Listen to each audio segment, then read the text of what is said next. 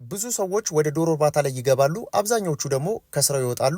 ትንሾቹ ስራው ላይ እንደምንም ይቆያሉ። በጣም ትንሾቹ ብቻ ናቸው ስኬታማ የሚሆኑት። ለምን ይመስልካል? ዛሬ እንደ ሚስጥር የተያዘውን ነገር ወደ አንተ ማጋራት እጀምራለሁኝ። እነዚህ ሚስጥሮች እንግዲህ አንዳንዶቹ እንደ ሚስጥር የማያስፈልገው ሳይሆን ምናልባትም አለማወቅም ሊኖር ይችላል። ምናልባት ሚስጥሩ ራሱ ሳያውቁት ቀርተው ሊሆን ይችላል። ግልጽ አልሆነላቸውም። ስራውን እየሰሩት ነው፣ እየተንቀሳቀሱ ነው። ነገር ግን እነሱም ያላወቁት ድብቅ ነው፣ ለነሱም እየሰሩ ላሉትም ጭምር ማለት ነው። ዛሬ እንግዲህ ብዙ ሰዎች የማይነግሩህን እኔ ልንገርክ። ዛሬ ማስታወሻ ብትይዙ በጣም የተሻለ ነው። በተለይ ጀማሪዎች መግባት የምትፈልጉ ካላችሁ እንግዲህ አልሰማውም ነበር ከማለት ይህንን ቪዲዮ ማየቱ በጣም ትልቅ መረጃ ይሰጣችኋል። ዛሬ እንግዲህ እንደ ሚስጥር የተያዙትን ጉዳዮች በደንብ ግልጽ ላድርግላችሁ። ጥሩ ዝርያ መምረጥ በመጀመሪያ ደረጃ እንመልከት። በሀገራችን እንግዲህ ሃይብሪድ የሆኑት ሁለት ብቻ ናቸው። ሩቅ መሄድ አያስፈልግም። ብዙ የዶሮ ዝርያም በስም እየጠራን ራሳችንን ማስጨነቅ የለብንም። ሁለት ናቸው። እነዚህ ሁለቱ እንግዲህ እኔ ባለኝ አቅም፣ እናንተ ባላችሁ አቅም እንዲሁም ደግሞ አብዛኛው በአቨሬጅ በሚባል ሁኔታ 280 እንቁላል ያክል ይጥላሉ እነዚህ ዶሮዎች በአመት ማለት። ነገር ግን እንግዲህ በከለር ወይም ደግሞ በላባ ቀለማቸው አብዛኞቹ ተመሳሳይ የሚባሉ ናቸው። ታዲያ ቀለማቸውን ብቻ አይታችሁ መርጣችሁ ምናልባት የስጋነት ባህሪ ያላቸውን እናቲት ዶሮ ሸምታችሁ የምትገቡ ከሆነ በውድቀት ላይ ውድቀት ትጨምራላችሁ ማለት ነው። ስለዚህ ዝርያቸው ምንድን ነው? ዋና ዓላማቸው ለምን ፐርፐዝ ነው የተዘጋጁት ወይም ደግሞ የተዳቀሉት የሚለውን ማወቅ አስፈላጊ ነው። አንድ አርቢ እንግዲህ ዝርያቸውን አይቶ ይሄ ዝርያ ይሄ ነው ብሎ የመናገር ድፍረት ሊኖሩ አይገባም ብዬ አስባለሁ። እኔ ካለውም እንግዲህ ምን ማድረግ አይቻልም፣ ስህተት ነው የሚሆነው። ምን ለማለት ፈልጌ ነው? ዝርያዎችን በአይናችሁ አይታችሁ ይሄ ዝርያ ነው ብላችሁ እርግጠኛ የምትሆኑባቸው በጣም ትንሽ ብቻ ነው ዝርያቸው። አብዛኞቹ መታወቅ የማይችሉ ናቸው። ተቀራራቢነት ያላቸው አይነት ዝርያዎች ናቸው። ስለዚህ ከዚህ ጋር ተያይዞ ምናልባት ጥሩ እንቁላል ጣይ ዝርያ ገዛው ብላችሁ የስጋ ዶሮ ገዝታችሁ ወደ ቤታችሁ እንዳትገቡ። የስጋ ማለት የግድ አውራ ዶሮ መምሰል የለበትም፣ ወይም ደግሞ አውራ ዶሮዎችም መሆን የለባቸውም።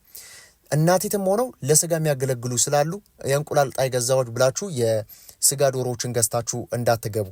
ከዚህ በተጨማሪ እንግዲህ ዝርያቸው ብቻ በቂ አይደለም። 280 እንቁላል ምናልባት የወደቀ አይነት መኖ እየሰጣችሁ ለማስጣል የምትፈልጉ ሰዎች ካላችሁ እንዳትሳሳቱ። ዝርያ ቀጥታ ከኒውትሪሽን ጋር ተያይዞ ወይም ደግሞ የተመጣጠነ መኖ ጋር ተያይዞ ከፍተኛ የሆነ ቁርኝት አለው። ስለዚህ ይህንን ማሰብ ይኖርብናል። መኖ ሳናሟላ ዝርያውን ብቻ ማሳደድ ጥሩ አይደለም፣ አይመጣም። ስለዚህ ከዚህ ጋር ተያይዞ ዝርያ ገዝተን መኖ ማጣት የለብንም። መኖ ደግሞ አዘጋጅተን ማይሆን ዝርያ መጠቀም አይኖርብንም ማለት ነው። ስለዚህ ይህንን ዝርያ ካሟላችሁ፣ መኖ ካሟላችሁ፣ ሌላው ደግሞ ሙያዊ ጉዳይ ነው። እንዴት ነው ዶሮዎቹን የሚይዛቸው? ከመኖ በስተጀርባ እንግዲህ ከ25 እስከ 38% የሚሆን እንቁላል ምርት በአርቢው እጅ ሊቀንስ ይችላል። አርቢው ራሱ በሚሰራቸው ስህተቶች ሊቀንስበት ይችላል። ይህንንስ እንዴት ነው ማኔጅ የምታደርጉት? እንዴት ነው የምትቆጣጠሩት? የቀነሰባችሁትን ችግሩ የተፈጠረውን በትክክል አውቃችሁታል ወይ? እንቁላል በዚህ መንገድ ነው የቀነሰው የሚለውን ድምዳሜ ላይ መድረስ ትችላላችሁ ወይ የሚለውን የሙያዊ ጉዳይ እጅግ በጣም አስፈላጊ ነው። እናንተን ከሌላው የሚለያችሁ ሙያ ሊሆን ይገባል። በዶሮ እርባታ ዘርፍ ላይ እናንተን ከሌሎች አርቢዎች የሚለያችሁ የምትሰሩበት መንገድ ነው። እያገኛችሁ ያላችሁት የእንቁላል መጠን፣ እየሞተባችሁ ያለ የዶሮ መጠን ይሄ ነው። ሌሎቻችሁን አንድ የሚያደርጋችሁ የሚያመሳሰላችሁ ነገር የማርኬት ጉዳይ ነው። ማርኬቱ እንደ ገበያው እንደ ሁኔታው የሚደረግ ነው። ሙያ ግን እንደ ገበያው አይደለም፣ እንደ ሌላውም አይደለም፣ እንደናንተ ብቻ ነው። እናንተ ናችሁ ልዩነት ፈጣሪ መሆን የሚኖርባችሁ። ስለዚህ ከዚህ ጋር ተያይዞ ሁለት ነገሮች እጃችሁ ላይ ይዛችሁ ትሄዳላችሁ ማለት ነው። አንደኛው አማሮ መውጣት፣ ሁለተኛ እንግዲህ ተሽሎ መገኘት ነው። መደጋገም ስራውን የመጀመሪያው ባች፣ ሁለተኛው ባች፣ ሶስተኛው ባች እያሻሻሉ በዶሮ ብዛትም በስራም ብቃትም እየጨመራችሁ መሄድ ማለት ነው። ይሄ ከእናንተ የሚጠበቅ ነው። ሁለተኛ መኖ። ስለ መኖ እንግዲህ ብዙዎቹ እንግዲህ መኖን በተመለከተ መኖ ለማምረት ከባድ እንደሆነ፣ አሰልቺ እንደሆነ፣ ግብአቱ እንደማይገኝ፣ እንደሚከብድ፣ በጣም አድካሚ ስራ፣ አሰልቺ እንደሆነ ያስባሉ። ነገር ግን እንግዲህ ግልጽ የሆነ ነገር የምነግራችሁ በጣም ግልጽ የሆነ ነገር ለእናንተ እንደ ሚስጥር የሆነና ሊታያችሁ ያልቻለ ነገር ምንድን ነው? ለምሳሌ ከአንድ ድርጅት የሆነ መኖ ስትገዙ የእናንተ ዶሮዎች ሊጥሉ የሚችሉትን የእንቁላል መጠን ድርጅቱ ያውቀዋል። ያመረተው መኖ ምን ያክል የሂንዴ ፕሮዳክሽን ሊሰጥ እንደሚችል ይታወቃል። ሩቅ መሄድ አያስፈልግም። ከዚህ በተጨማሪ በየወሩ በየቀኑ በየሳምንቱ ምን ያክል በሽታ ሊገባና ዶሮቻችሁ ሊጨርስ እንደሚችል ያውቀዋል። ከምን አንጻር ነው? መኖ ውስጥ መካተት ያለባቸውን ንጥረ ነገሮች ካለማካተትና ከመጠን ከማሳነስ ጋር ተያይዞ። ስለዚህ ድርጅቶች፣ የትኛውም ድርጅት ሊሆን ይችላል፣ ሀገር ውስጥም ከሀገር ውጭም የሚያመርታቸው መኖች እናንተ ጋር መጥተው ጠቅላላ ውጤቱ ምን እንደሚመስል እነሱ የእናንተን ዶሮዎች ስንት እንደሆኑ ሳያውቁ፣ እናንተ የት እንደምትሰሩ ሳያውቁ፣ የትኛው አካባቢ ላይ ስማችሁን ሳያውቁ፣ አካባቢያችሁን ሳያውቁ፣ ማንነታችሁን ሳያውቁ ብቻ ግን የሆነ ዶሮ ቤት ውስጥ የሆነ ያክል ቁጥር ይሄን ያክል እንቁላል እንደሚገኝ ያውቃሉ ማለት ነው። ስለዚህ በመኖ አምራቾቹ ቁጥጥር ስር ነው ማለት ነው። እናንተ ከስር ብትፈራገጡ ብትፍጨረጨሩ ምንም ልታመጡ አትችሉም። ዋናው ነገር መቀየር መቻል አለበት።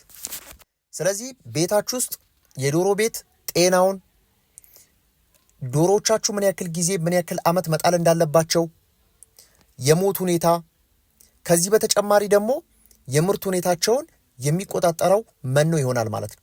በተዘዋዋሪ የመኖ ድርጅቱ ራሱ ይቆጣጠረዋል ማለት ነው።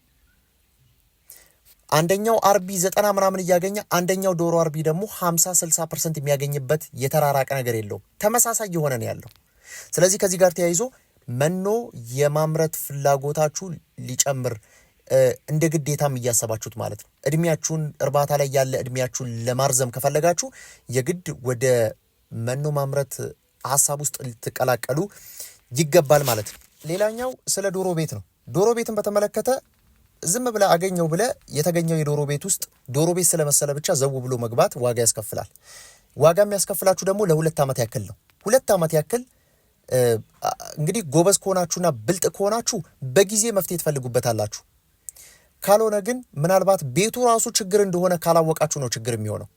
ቤቱ የሁሉ ጣጣ ያመጣብኝ ይሄ ቤት ነው ብላችሁ እስካልደመደማችሁ፣ እስካልወሰናችሁ፣ እስካላወቃችሁ ድረስ ያንን የሚያመላክቱ ውጤት እስካላገኛችሁ ድረስ ባለው ትቸገራላችሁ። ምንም በማታውቁት ዶሮዎቻችሁ ላይ መድኃኒት እያጋዛችሁ ትኖራላችሁ ማለት ነው።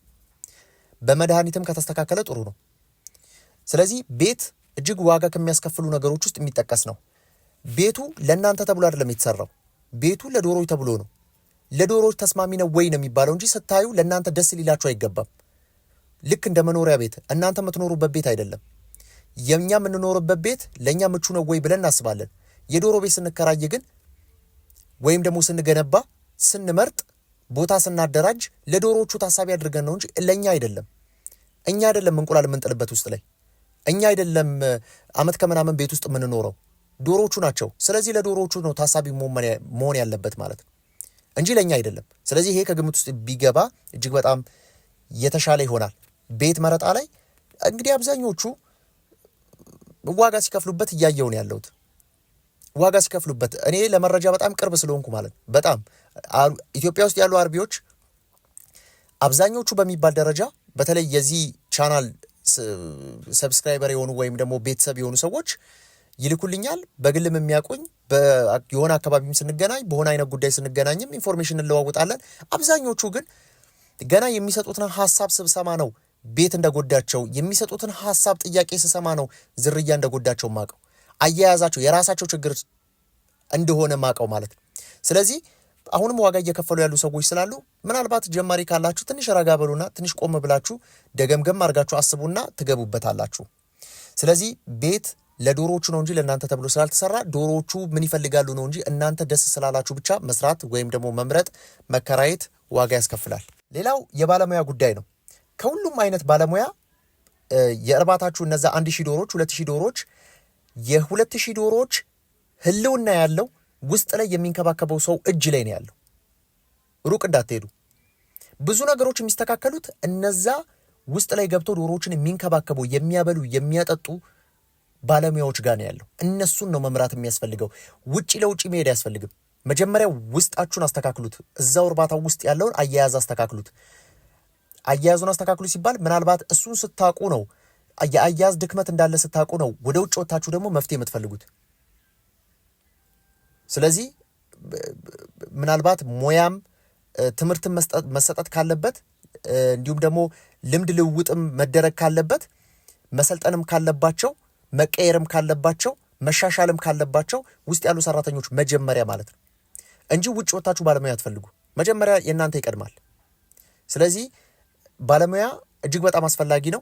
በመጨረሻ ደግሞ እናንተ ታስፈልጋላችሁ። ይህን ቪዲዮ እየሰማክ ያለከው 1000 ዶሮ ለማስገባት ፈልጋል። አንተ ታስፈልጋለህ። ከፍተህ ዞር እንዳትል ታጣዋለህ። እርባታውን እንዳልነበር ነው የምታገኘው። መስተካከል በማይችልበት ደረጃ ሆኖ ታገኘዋለህ። ስለዚህ አንተ ያንተን ትኩረት የሚፈልግ አይነት ስራ ነው። በተለይ ጀማሪ ከሆንክና የመጀመሪያው ዙር ላይ ሁሉም ችግሮች አዳዲስ ናቸው ለአንተ እስክትለምዳቸው ድረስ ወይ እስክትለምጃቸው ድረስ አብራችሁ ልትሆኑ ይገባል። ልምድም መቅሰም ስላለባችሁ ማለት ነው። ከውጭ ሆኖ ልምድ አይቀሰምም አይደል? በሳምንት 2 እየተመጣ ልምድ አይቀሰምም አይደል? ሁላችንም እንደምናውቀው ብዙ የሚያመልጡ ነገሮች ይኖራሉ። አንድ ችግር ባመለጠህና መፍትሄው ባመለጠ ቁጥር ብዙ ዋጋ የምትከፍልበት ነው። በገንዘብ በሞራል ብዙ ነገር ታጣበታለህ። ስለዚህ አንተን ይፈልጋል። በመጨረሻ ቪዲዮ ከተመቻችሁ ላይክ አድርጉ። በቀጣይ እስክንገናኝ ሰላም።